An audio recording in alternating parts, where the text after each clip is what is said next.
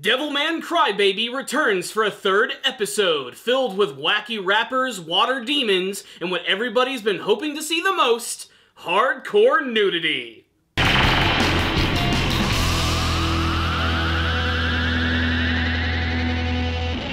Another episode of Devilman Crybaby, and another episode that makes me feel incredibly disturbed. Another pretty awesome episode right here, which thankfully gave us a little more action and lots of over-the-top imagery. In fact, I would say that was probably one of my favorite things about this episode. I absolutely loved how the episode opened up with those group of rappers and set to all of this amazing imagery of the city, which is so incredibly detailed that watching it a number of times is something that I would highly recommend. Make sure to check it out. But this episode right here was also very important as we finally got to delve a little bit more into the relationship between Akira and Miki, which at first comes across as very brotherly and sisterly, but it's very evident by the end of the episode that there's definitely some love there. They just don't want to express it yet because they're awkward teenagers.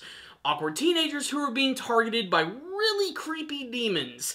So this episode right here was surprisingly simple. Basically, it was all about that paparazzo by the name of Nagasaki who suddenly gets possessed by this water demon. And I love how they actually show this. This scene actually kicks off when Nagasaki tries to present his Devilman footage to his boss, but like J. Jonah Jameson, he doesn't like it. It's all crap. Give me more bikini photos of Miki. Which is really freaking creepy when you actually think about it, with all these older men who are constantly accosting these young Japanese schoolgirls. But then again, this is a Japanese anime after all. And of course, Nagasaki leaves his office all huffy and puffy. He gets into his car when suddenly he is possessed by a massive water demon. I absolutely love the visual of his car, which is slowly filling up with water to the point where it actually sort of starts to drown him inside of his very own vehicle and then goes inside of his body. And Nagasaki, right before he's possessed, actually calls Miki to come to his studio, and now he's possessed by a demon, so you can probably guess where things are going to be headed after that. But there's a whole nother subplot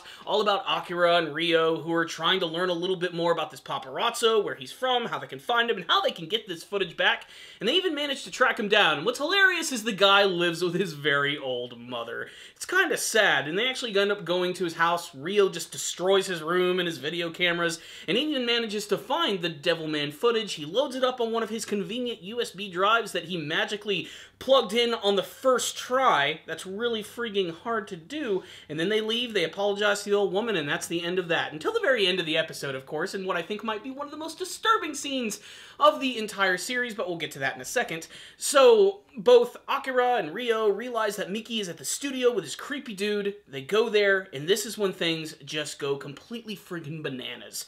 So, this weird water demon has left Nagasaki's body, and he actually ends up possessing Miki. Right there and there. And she is completely buck-ass naked. Just like completely. There is no mystery to what every single part of her body looks like in this episode. And really, they have no qualms with sort of like using a lot of fan service in this series. That's just something that you're going to have to accept. This one is not for the kids. So Akira and Ryo arrive, and that's when this big action scene and chase ensues, where we get to see Akira chasing after Miki, who's been possessed by the water demon. And I didn't comment on it before in the second episode of the series, but man, I love the run animations in this series. They're over the top and cool all at the same time. And kind of funny, too, with the way that they overextend their bodies, almost as if they're constantly grabbing for air as they're moving forward. It's pretty freaking great.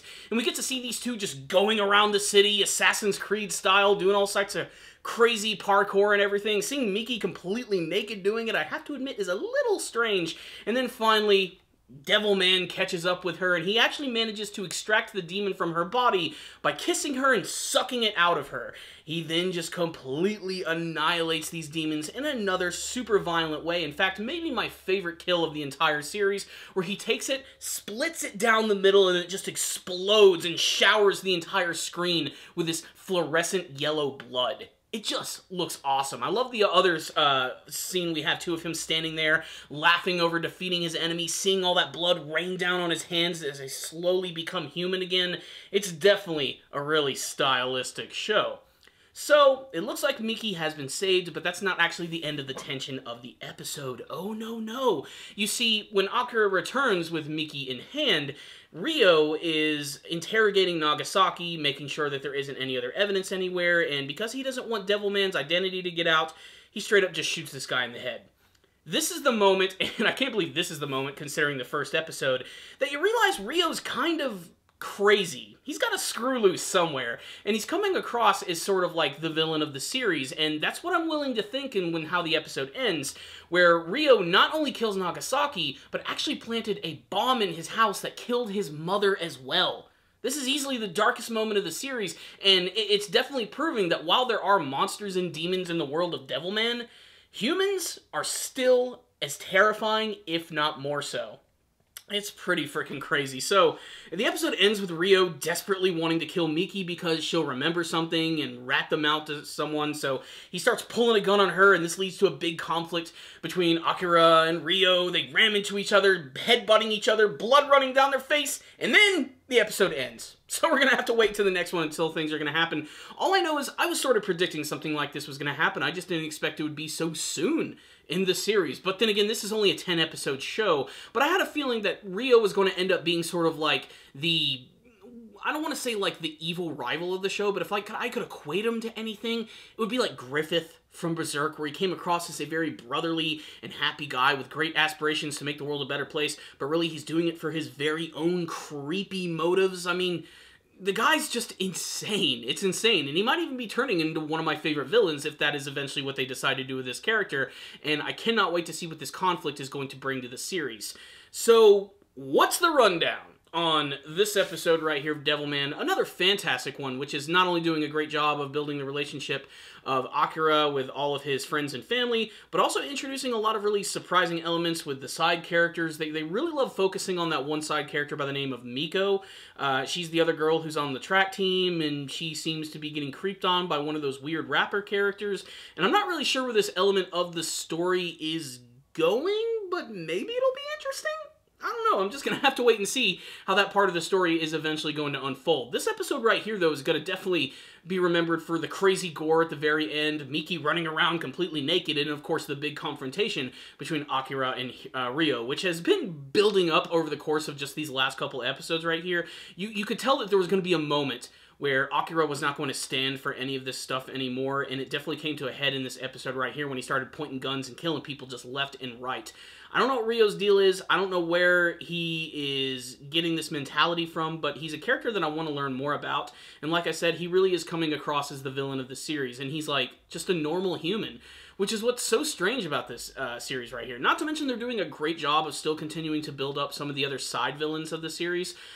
There's still that one creepy lady who is outside of her apartment, and basically, she's just tuning her own piano, so to speak, and she's getting really into it, and then they tease what her, like, weird demon form is going to look like. You get to see it, like, through the shadows of her curtains, and she seems to be some sort of, like, harpy woman. Like, she has these big wings on her head and these crazy, like, eagle claw feet. It looks really, really crazy, so I can't wait to see her in action and what some of these other villains are going to be like when they are finally introduced into the series.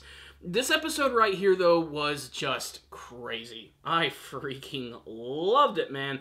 I'm really just loving the style of the show, and my original mindset going into Devilman Crybaby is that it was going to be just like a big action fest.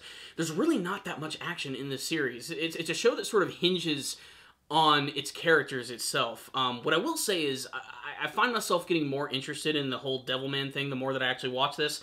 So as soon as I am done watching Devilman Crybaby, I'm totally going to try and check out the OVAs, which came out in the 80s, the 90s, and the early 2000s. I want to see what they add actually to the story. And I even might just, on my own time, just start reading the original manga series, because I am intrigued at this point.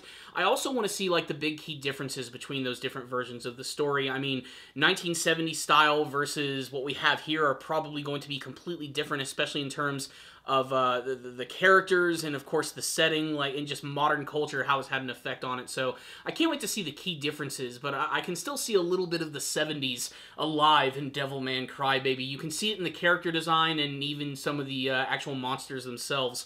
What I will say is this was another fantastic episode of Devilman Crybaby, a series which I think is going to get a lot of attention this year, and for a good reason. It's a super quality show, so check it out. I'm giving this episode right here a 4 out of 5. I'm being a little spoiled here still. I want a little more action. For a series called Devilman, which is basically a superhero name, I want to see some crazy action scenes. Hopefully we'll get to see more in the next couple of episodes. Maybe get to see some more crazy opponents for Akira, because as it is, he has not ran into anything that has given him any trouble. Every single time Devilman appears, he just starts like ripping things apart and biting into them, and like nothing can ever stand up to him. I wonder if he truly is that powerful, or we're ever going to find an opponent who can push him back. I can't wait to see when that's going to happen. What I will say is the story of Akira Fudo and the demon which lives within him is so far pretty freaking great, so check it out, guys.